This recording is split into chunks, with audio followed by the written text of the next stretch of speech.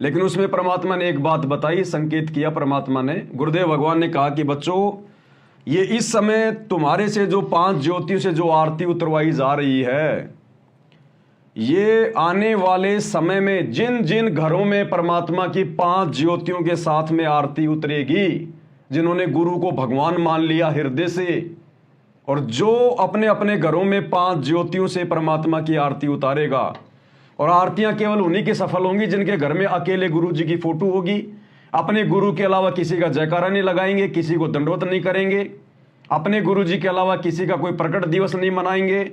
और घर बैठकर भक्ति करेंगे, कई आश्रमों में धक्के खाने नहीं जाएंगे, उन्हीं की सफल होगी। और आने वाले समय में जब वो भुखमरी का समय आएगा, अकाल पड़ेगा, तो जिन जिन घरों में 5 ज्योतियों के साथ में आरती उतरेगी, उन्हीं घरों में परमात्मा राशन की व्यवस्था करेगा। ये स्पेशल कहा परमात्मा ने। वो पूरी ऑडियो दास आपको नहीं भेज पाएगा, उसमें कुछ बातें और हैं जो समय आने पे बताएंगे। तो गुरुदेव ने स्पष्ट कर दिया कि जिन जिन घरों में इस विधि से गुरु को परमात्मा मानकर और हर प्रकार से मर्यादा में रहकर जो आरती उतारी जाएगी, पांति पंच पोप कर पूजा, देव निरंजन और न दूजा, आने वाले विनाशकारी समय 2028 युग परिवर्तन में जब भुखमरी आएगी, अकाल पड़ेगा, दाने दाने को दुनिया दौड़ेगी, चोरियां करेंगी, मारपीट करेंगी, छीना झपटी करेंगी, उस समय जिन जिन घरों में ये आरती उतरेगी पूर्ण परमेश्वर की, उन्हीं घरों में परमात्मा राशन की व्यवस्था करेगा। और गुरुदेव भगवान साइकिल लेकर सत्सेवकों के घर घर जाकर परमात्मा राशन भर रहे हैं, राशन बहन को दिखाया परमात्मा ने।